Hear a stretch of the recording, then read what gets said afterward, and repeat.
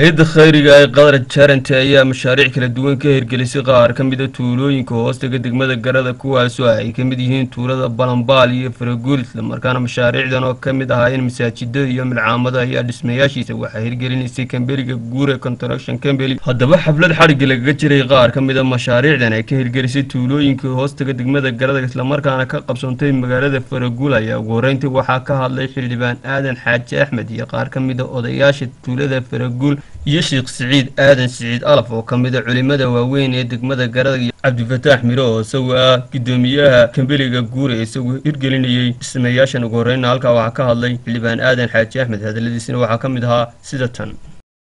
maanta waa taabadii iyo wixii baad aragtaan ee mustariixa ku yihiin meeshan waxay ku taala meel banaan oo u baahan wax badan oo aan dhir iyo waxba inta badan lahayn way mahadsan yihiin hay'adda maalgelisay Qadar iyo Guure Company labaduba way mahadsan yihiin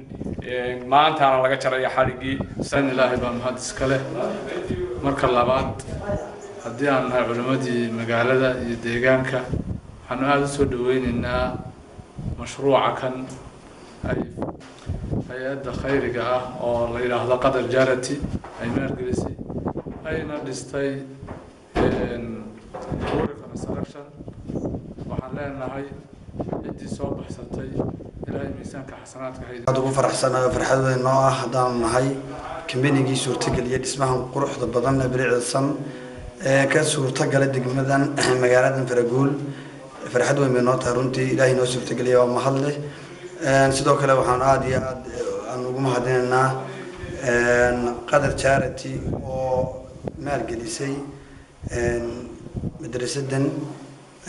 runtii bulshadan dhammaanba waayeelka waxgaradka iyo odayaasha tuulooyinka ee hay'addan khayriga ka hirgelisay mashaariicdan kala duwan ee isugu jirta masaajidada iyo milcaamada ayaa u mahad celiyay hay'adda isla markaana sheegay baahida ay u qabeen masaajidadan iyo milcaamadahan. waa Madar Sayre TV-ga qaranka degmada Garada.